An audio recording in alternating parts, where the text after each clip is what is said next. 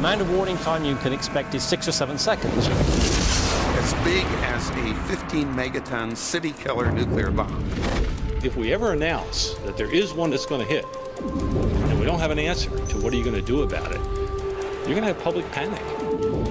It's only a matter of time before the next big one hits us. The technology is available today so that when the Earth is in fact threatened by an asteroid, we can move it out of the way so that it doesn't hit the Earth.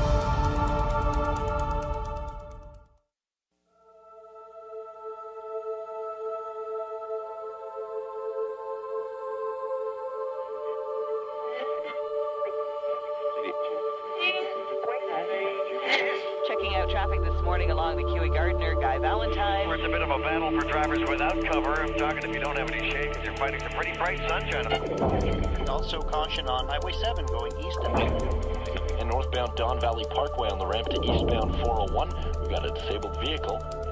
June the 14th, 2002. It was just another busy workday with all the usual hustle and congestion. With all the close calls and near misses that people all over the world have come to accept as the normal level of risk in everyday life. But on that day, high overhead and behind the sun, what no one saw coming, what no telescope on Earth was able to see against the blinding light, was an asteroid big enough to destroy an entire city. From behind the sun, asteroid 2002 MN came hurtling towards Earth, faster than a speeding bullet. It shot past, less than a third the distance to the moon, and nobody saw it, until 3 days later, when the rock emerged from Earth's shadow into the night sky, going away. It looks like the Earth just dodged a bullet. Actually, it was an asteroid. Scientists say it blew by last week at a distance they describe as a close shave. The airline industry would call this a near miss. Scientists who study asteroids and comets called it a problem. The threat of asteroid impacts on the Earth is very real. We know that throughout history this has happened. The craters we see on the moon are examples of the kind of impact history that the Earth has had. But it also happens very rarely. So it's a very unusual kind of hazard. It's a hazard in which the risk in any one year is very low, but it does happen, and if it really did come about on our watch, it could end civilization. These cosmic bullets originate on the far side of Mars, in the main asteroid belt, where a bracelet of celestial debris circles the sun. Millions of rocky fragments, building blocks of a planet that never quite came together when the solar system was formed. What's often depicted as a busy cosmic junkyard is actually more like a big empty speedway. The rocks are far apart and moving very fast, ranging in size from pebbles to boulders to rocks the size of Mount Everest. Occasionally, the tug of Jupiter's enormous gravity drags an asteroid off course, causing it to crash into another asteroid.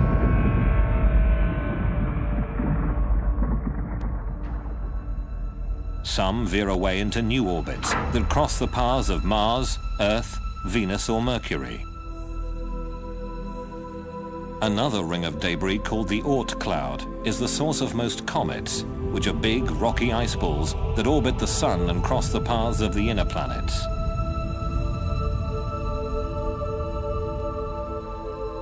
All the inner planets and our moon bear the scars of numerous asteroid and comet impacts. We do get hit all the time by pieces of debris from asteroids and comets. In fact, 40,000 tons of cosmic debris plummets into the atmosphere every year. We see them every night as shooting stars. They don't hit the Earth very often, but when they do, clearly it isn't just going to be a matter of a shooting star seen in the sky. So it is inevitable. It's only a matter of time before the next big one hits us. Even small rocks can make a big impression.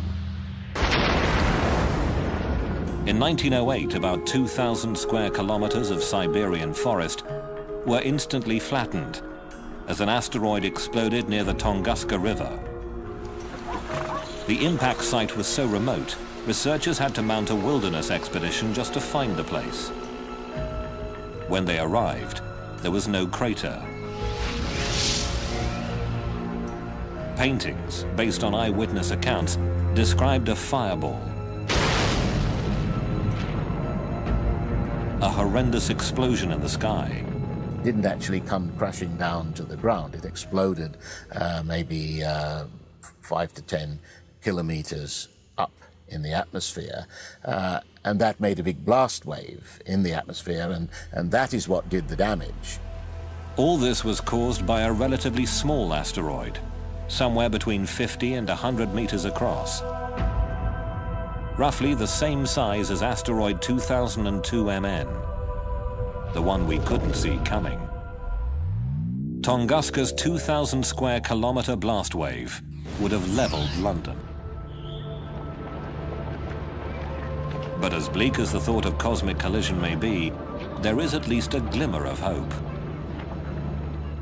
One of the special things about the asteroid impact problem is that unlike the weather or earthquakes or other natural hazards, we, at least in principle, we could do something about it.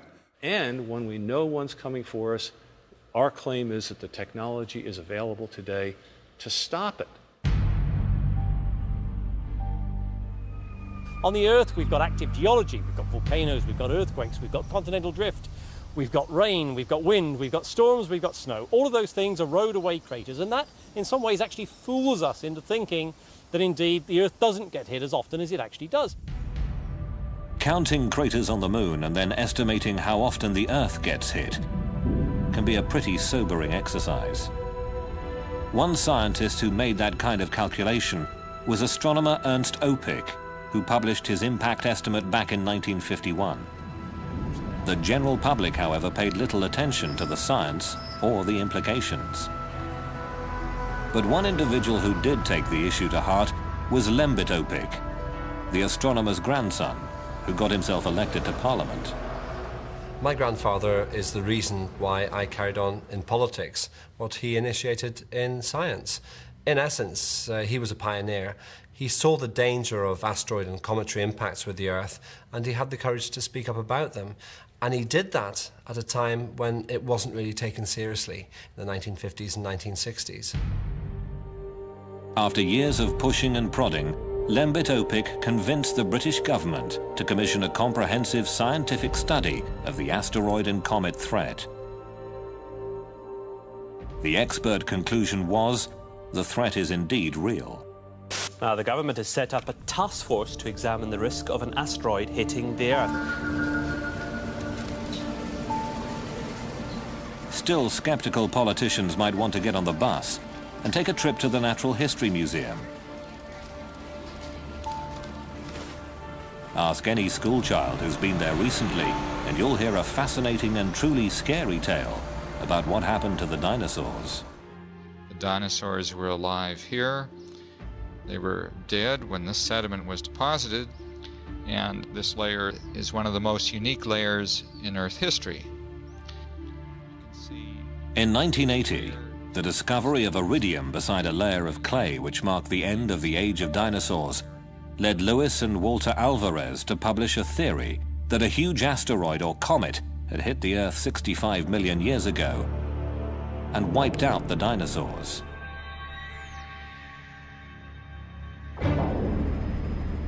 But for this concept to be confirmed, there had to be a crater. There may be tons of dinosaur bones in these dry canyons, but where on earth was the big crater? Just the kind of mystery a budding young scientist would love to solve. When I went back to... Off the coast of Mexico's Yucatan Peninsula, Dr. Alan Hildebrand investigated a huge gravity anomaly discovered by oil drillers back in the 1950s. Put that together with a semicircular magnetic anomaly, and you get a massive crater, 180 kilometers across, near a little village called Chicxulub Pueblo. Most of the crater is underwater now. Erosion and continental drift have covered the visible evidence. But 65 million years ago, this was ground zero. This object would have fallen through the atmosphere in just a few seconds. Just going through the sky, it would have been brighter than the sun. As soon as it contacts the surface of the shallow sea and Chicxulub, of course, it starts propagating the shock wave down into the planet, and it keeps pushing into the planet, and it only gets stopped maybe about 30 kilometers down. The pressure wave would have traveled around the entire planet in the atmosphere. You could have heard the impact on the other side of the planet. The giant impact fireball rising out of the hole, it would have risen, say, 10,000 kilometers above the surface of the planet. Near the impact site, it would have been so hot, it would have evaporated the clouds and been hot enough to make the forest, even a green forest, begin to burn. For Alan Hildebrand, finding that crater pretty much clinched the argument. Planet Earth had been all but sterilized by a rock the size of Mount Everest. 3/4 of the species of large animal life went extinct. We have made the case. We've got the qualitative information and we've got the statistics to show that there is a very serious risk. If you wanted to save planet Earth from cosmic disaster, where would you find people with all the right stuff to do the job? Well, Houston, Texas might be a good place to start looking. This town has that rarest of breeds, the space cowboy. Houston is home to NASA's Johnson Space Center, where rocket science is a way of life and astronauts learn their trade. If you could roll me 90, then go down. I'll come in on my side. Behind a swimming pool big enough to swallow an apartment block, you'll find a small research lab where the rocket engine of the future is being built and bench tested.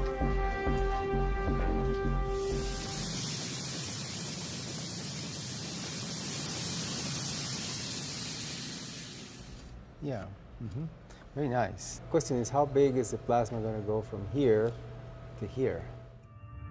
Dr. Franklin Chang Diaz is one of the lead researchers, as well as an astronaut with 7 shuttle missions under his belt. And in fact, there was a time in one of my flights where we got hit by very tiny micro meteorites, perhaps, or some sort of orbital debris, which made little tiny dents or little craters in the windows of the shuttle. Well, that tube is welded. Yeah, I did it. Oh, you already welded it? Yeah, I did it. First-hand experience with rocks in space gave birth to a new idea and a dual purpose to Chang Diaz's work here. His rocket engine has been developed for long-distance missions to Mars, or as far away as the icy moons of Jupiter. But it could also be used to push a dangerous asteroid out of harm's way. I am concerned enough to think that we need to not waste time arguing about it as to whether it's real or not. I think we need to move ahead and do the demonstration, because even if this is a threat which has a very low probability, all it takes is one, and we are history. But before we can send a spacecraft chasing after a rogue asteroid, we have to know where to look for it. In the American West, if you drive across the desert to the White Sands Missile Range in southern New Mexico, you'll find the most powerful and effective asteroid hunter on Earth. Scientists here have tested everything from rockets to the very first atomic bomb.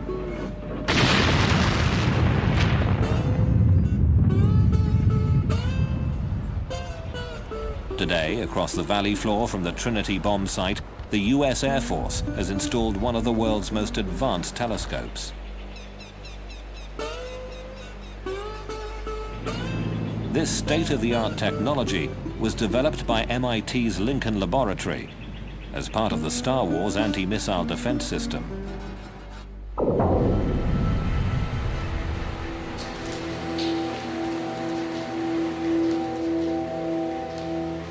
These may not be the world's biggest telescopes, but they clearly are the best when it comes to finding deadly rocks in space. This is LINEAR, the Lincoln Near-Earth Asteroid Research Facility.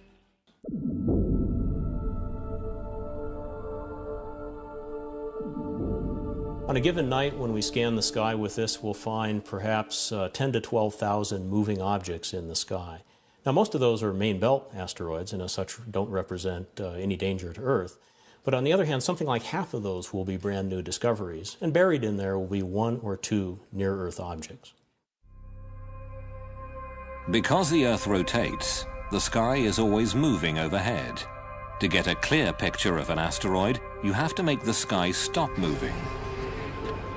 And you do that with a telescope that can track or follow the stars. This way, you can take time-lapse pictures that isolate the blur of fast-moving asteroids against a crystal-clear sky. It then records these pictures like a TV camera on a computer chip that has 20 times more detail than the picture you're now watching. The LINEAR computer deletes previously known stars and planets, leaving a less cluttered time-lapse sequence of the new discoveries. At the end of each night shift, LINEAR's thousands of new discoveries are emailed to the International Astronomical Union's Minor Planet Center at Harvard University. A team of only 3 scientists must cope with the avalanche of new sightings, searching for potentially hazardous asteroids or comets. Computers make a rough calculation of an asteroid's orbit, but it's up to Brian Marsden to estimate the level of risk. They may be reporting 50 or 60,000 observations from one night, and it takes a while to get through that. But so we look first at the fast movers and see if there's anything interesting there. H is equal to sine delta. We do sometimes get close to 70 or 80,000 observations a day, almost 1 per second. There are some days when we effectively have 1 observation per second. Even with fast computers, Marsden's team can make only a preliminary calculation of each asteroid's orbit. 5 shots in one night cover only a tiny segment of an asteroid's orbital path. You can't solve for the orbit completely from that, but the fact that you're seeing motion over a half an hour or an hour, something like that, does allow us to get a partial solution for the orbit. Refining the orbit gets complicated. When 2002 MN shot past, its trajectory was warped by Earth gravity, and scientists at NASA's Jet Propulsion Laboratory in Pasadena, California, had to add that to their calculations. Here's an animation I put together of the asteroid last year, which was discovered after it passed by the Earth. An elite team of mathematicians and celestial mechanics is now working full-time on a computerized warning system. Our orbit animation, you can see how when it returns out to the asteroid belt, the close approach to the Earth has changed its orbit, and it's no longer returning to the same place it started. Because 2002 MN will circle around the Sun and come past us again, the NASA Orbital Mechanics team will have to adjust the calculation in order to know whether it will ever pose a danger to Earth at some point in the future. So here we've zoomed in on the Earth-Moon system and we're looking down. You can see how close it came to the Earth. It went over the top, and how you can actually even see the bend in the trajectory. So it's a great example of how a close approach to the Earth, or in fact any planet, can be used to, or can significantly change in orbit.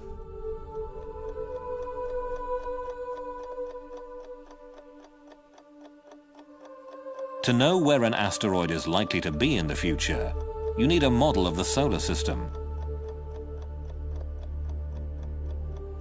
Mechanical models that show the relative motions of the Sun and planets have been around since the early 18th century. They're called orreries.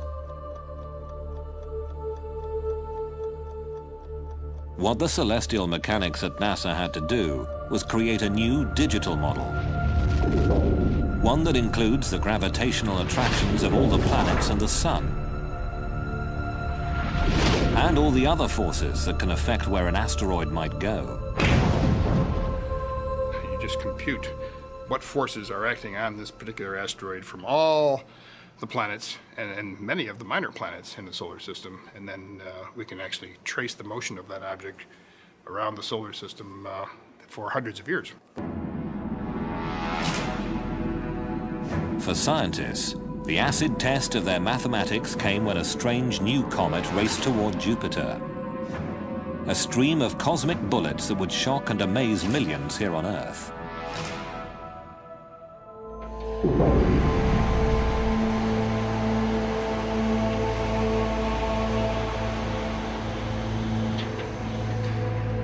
In the spring of 1993, the eyes of the world turned almost in unison towards a doomsday rock like no other.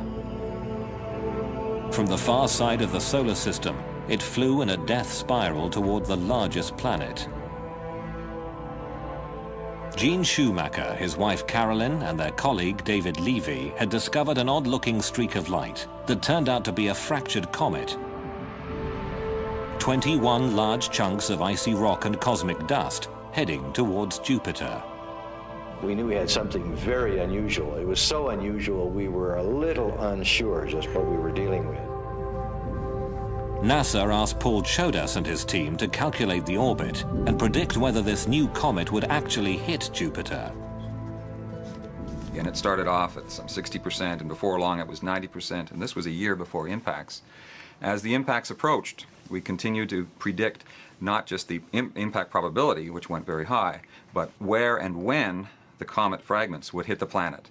And it was a prediction months in advance, and as we got closer and closer to the impacts, I kept wondering, well, is the math right? Will this actually happen the way it was predicted? A giant comet is on a collision course with Jupiter. Everybody on Earth who was paying any attention wanted to see if the comet would actually hit Jupiter. We have liftoff. Liftoff of the Space Shuttle Endeavour on an ambitious mission to service the Hubble Space Telescope. NASA's Hubble Space Telescope set its sights on the planet, and the pictures of what happened next were truly stunning.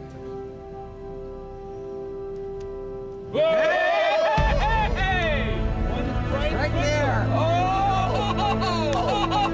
Get it! Wait. Oh, And then the impacts occurred. We were within minutes of getting the right answer on the time of impact, and the location of impact turned out to be just right. Over the next week, 20 more fragments of the comet crashed into Jupiter, some leaving scars as large as the Earth. Bang on its cosmic schedule, the comet's first impact was recorded by NASA within the last hour. When fragment G slammed into Jupiter, releasing an amount of energy equivalent to about 6 million megatons of TNT. In the wake of SL9, a group of concerned scientists gathered in Italy for a brainstorming session. They created a brand new international organization called the Space Guard Foundation. Okay, I'm going to join. To promote the discovery and study of near-Earth objects. Some people imagine that there are lots of astronomers out there scanning the sky looking for incoming comets and asteroids, and that, of course, is not true. In fact, until recently, there was hardly anyone out there looking. It's going to glow for about a half an hour and set everything on fire around you. But whose job is it to defend planet Earth? Weapons scientists from the United States and Russia had already held a series of meetings and came up with their own ideas about how to deal with the impact threat. You blow off some material, you get a reaction in this perpendicular direction. The military establishment under Star Wars, had created a whole lot of devices, or at least concepts, for weapons in space and devices in space. And in the early 90s, when the Star Wars program was looking a little bit iffy, I think there was some motivation for them to try to apply their technology to this newly discovered hazard from asteroids and comets. The military approach to the problem proved to be controversial. The notion of sending nuclear weapons into space generated an immediate backlash. Edward Teller was proposing that we blow up an asteroid to show that we could protect the Earth. And I thought that was a pretty crazy idea.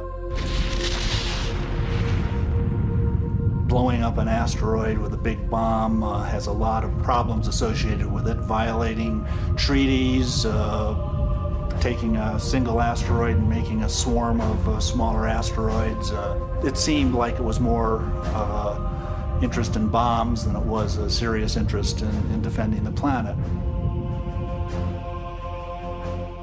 For NASA, on the other hand, NASA obviously is the natural agency to discover the threat and the objects, but they say, no, planetary defense, that's a military obligation and not an obligation of NASA. Not NASA, not the military. Just when it seemed planetary defense was nobody's job, a tiny speck in the sky would set off doomsday alarms around the world.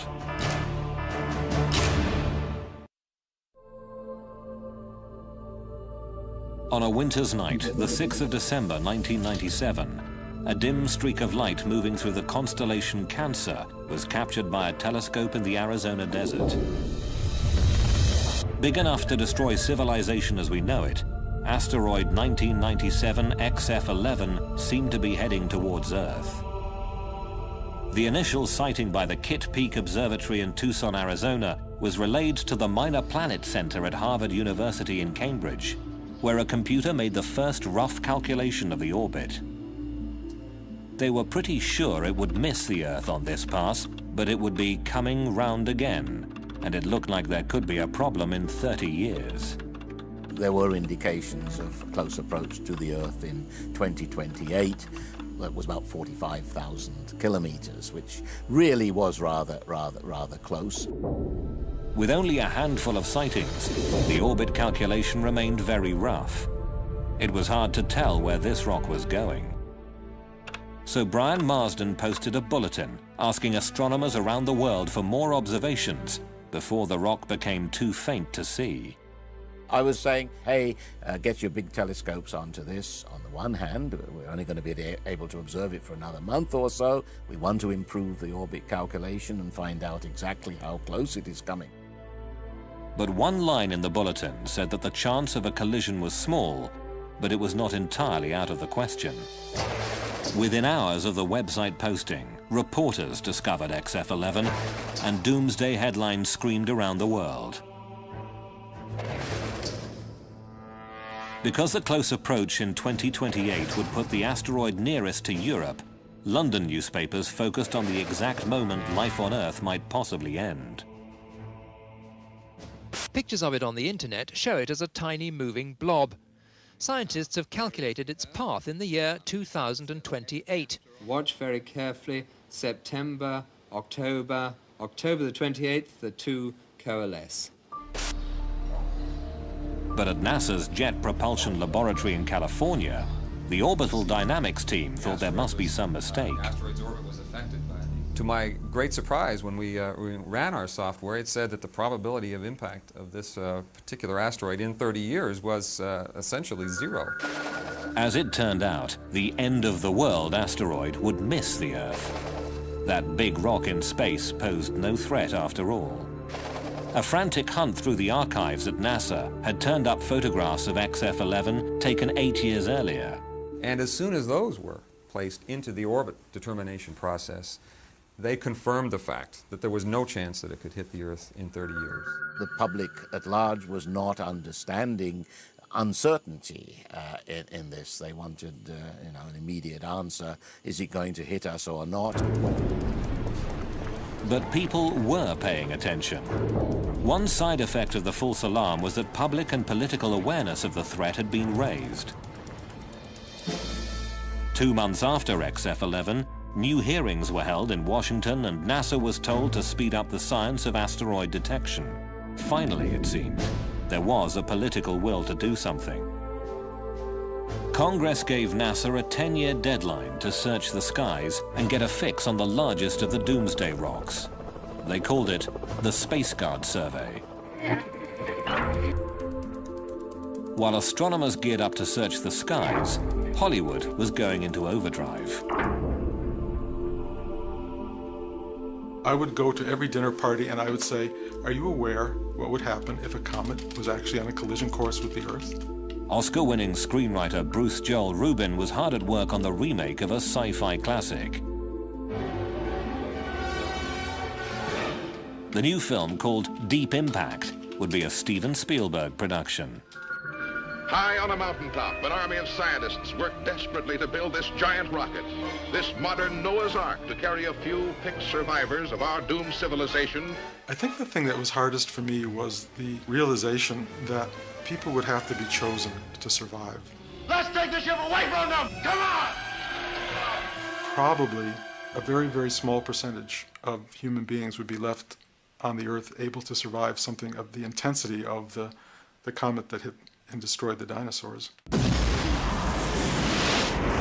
So I felt making this movie is not just a mission to tell a good story, it's to change minds. It's to let people go, this is something real. This can happen to us. This movie is a wake-up call. It's not just a Hollywood movie, it is pointing at you.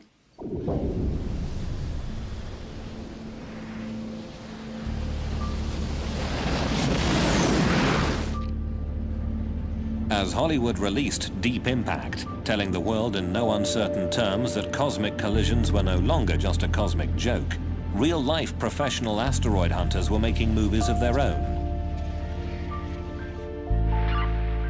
But instead of using cameras, they worked with delayed Doppler radar.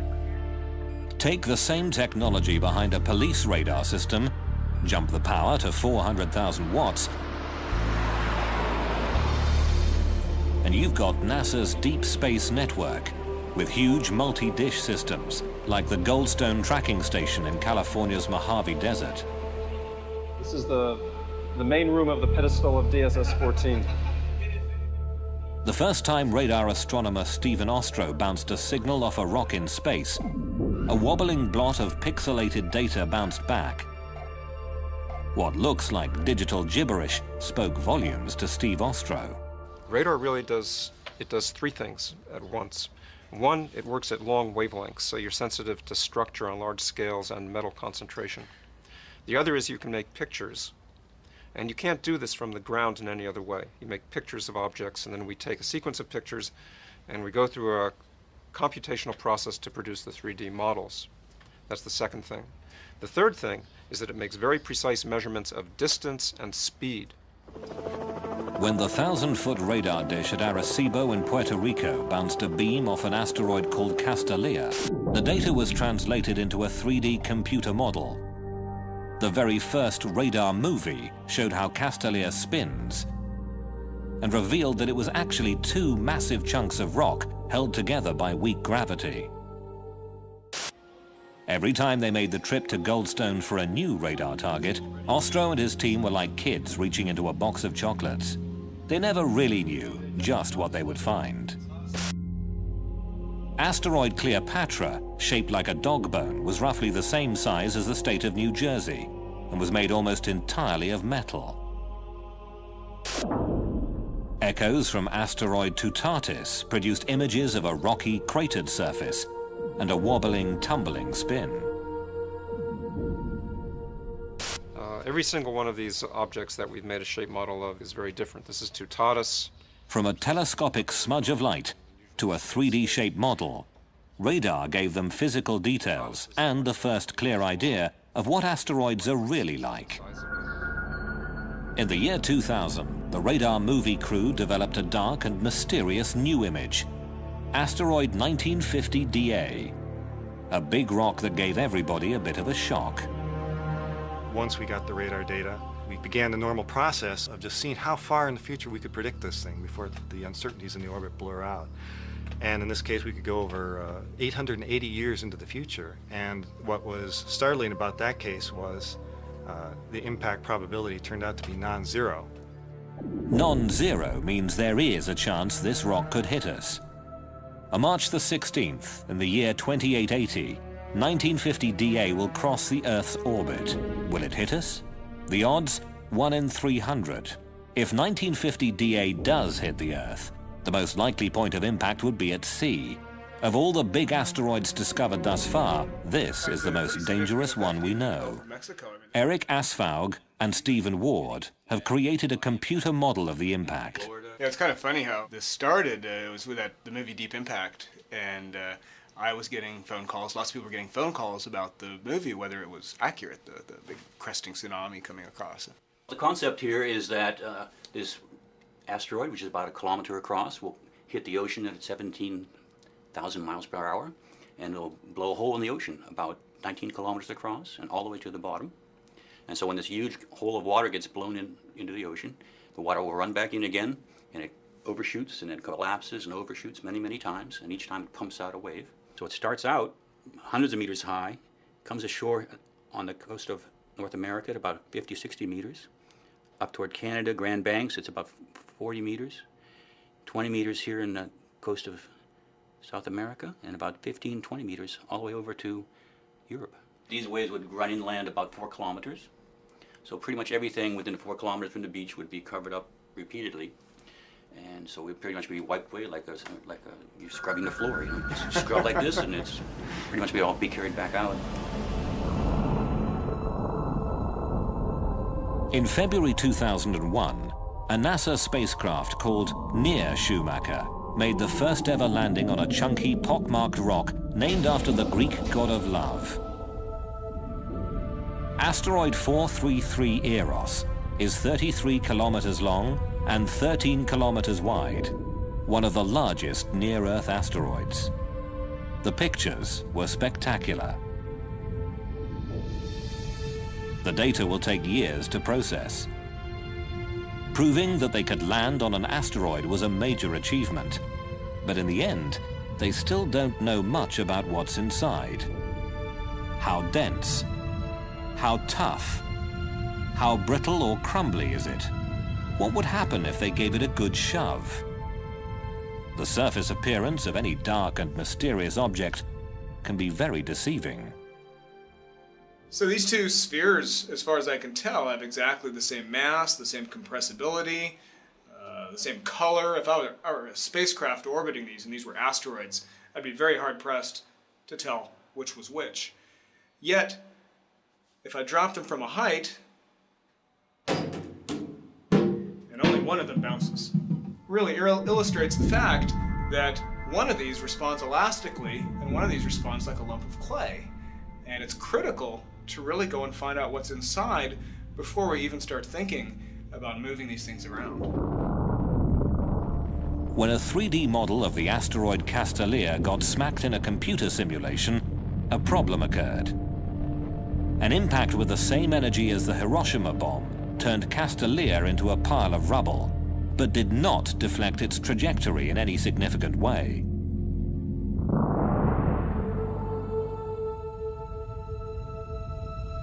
But there are other ways to apply force to deflecting an incoming asteroid.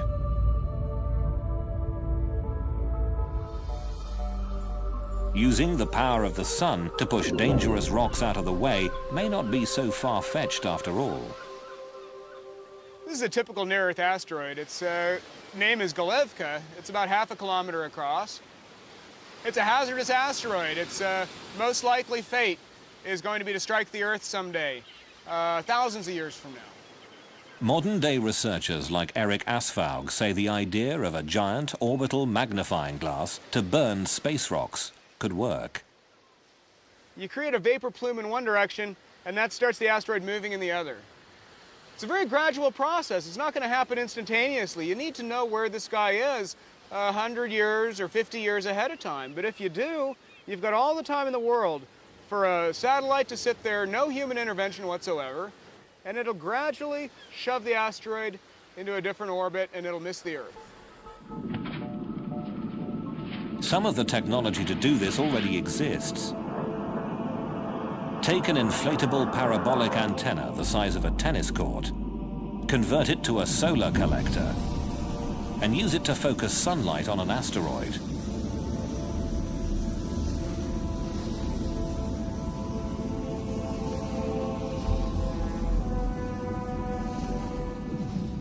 The Russians have built and are testing a giant sail that captures the minute pressure of sunlight. Just attach the sail to an asteroid and let the rock hitch a ride to someplace else.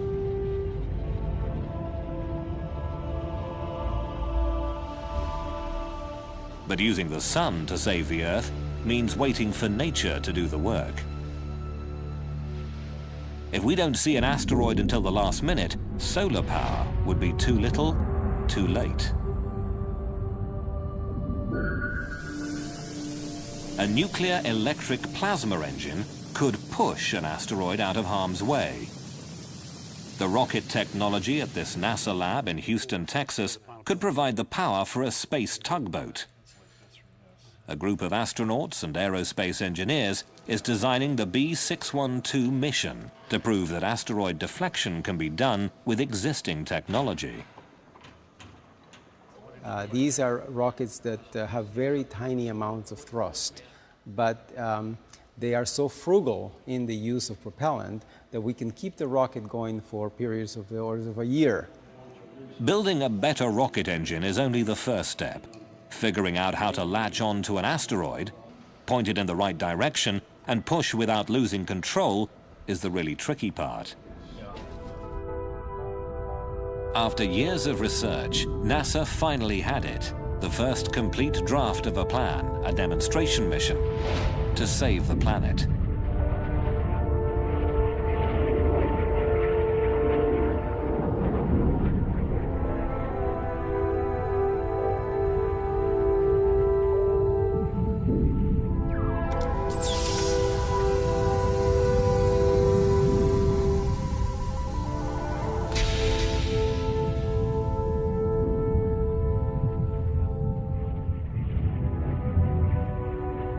We can move the asteroid off the impact with the Earth 10 years later so that it misses the Earth, and not just miss it randomly, but miss it very precisely so that we don't simply pass on the problem to our grandchildren.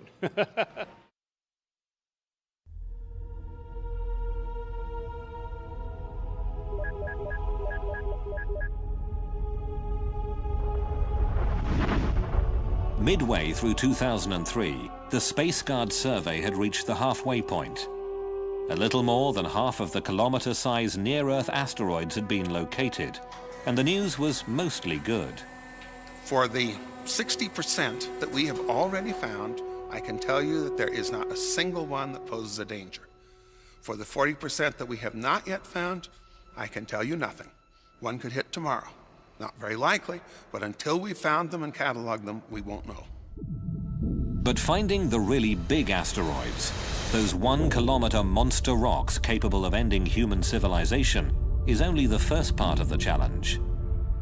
There are an estimated 50,000 smaller asteroids that are big enough to cause tidal waves or destroy vast regions of the Earth.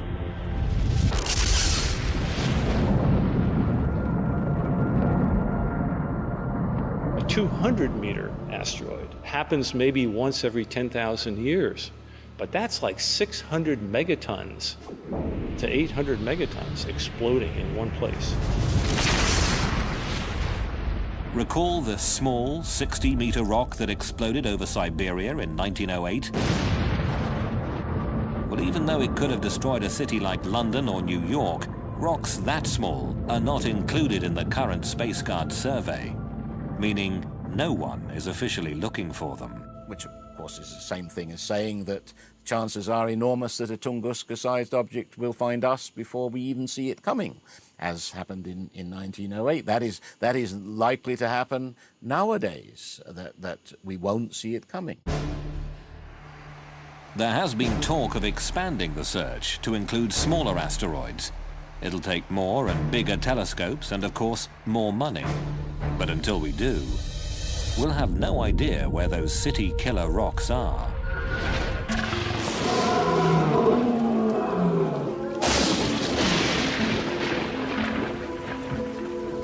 Evolution on Earth has proceeded in part because every so often a global catastrophe comes along, pushes the reset button, and new things happen. It wiped out the dinosaurs 65 million years ago, and at the time, we mammals were just furry little creatures burrowing around in the ground, and an asteroid or a comet impact took out our principal competition. I guess we are saying implicitly, if not explicitly, that we want to do away with that natural cycle. We've had enough evolution. We like ourselves on the top of the ladder. And we can do something which will change cosmic evolution from this point forward in terms of life on Earth. Dinosaurs ruled the Earth until a big rock wiped them out. The question is, will another rock do the same to humanity? Let's get a couple good pictures here. Humans are the first species with the potential to block a doomsday rock and switch off the evolutionary reset button. People very often say, look, you're just a doomsayer. You think that these awful things are going to happen. I'm not that way at all. I'm entirely optimistic. The way in which I view asteroids and comets and the possibility of them hitting the Earth is that it's a great challenge. Thank goodness we've realized the hazard and the danger before the next one happens. It's given us time, we hope, to do something about it. Scientists can study the sky and find the dangerous rocks ahead of time. Astronomers can do the math and predict the orbits. People have the desire and the right stuff to do the job. There's a whole new field of science that could give humanity an option the dinosaurs never had.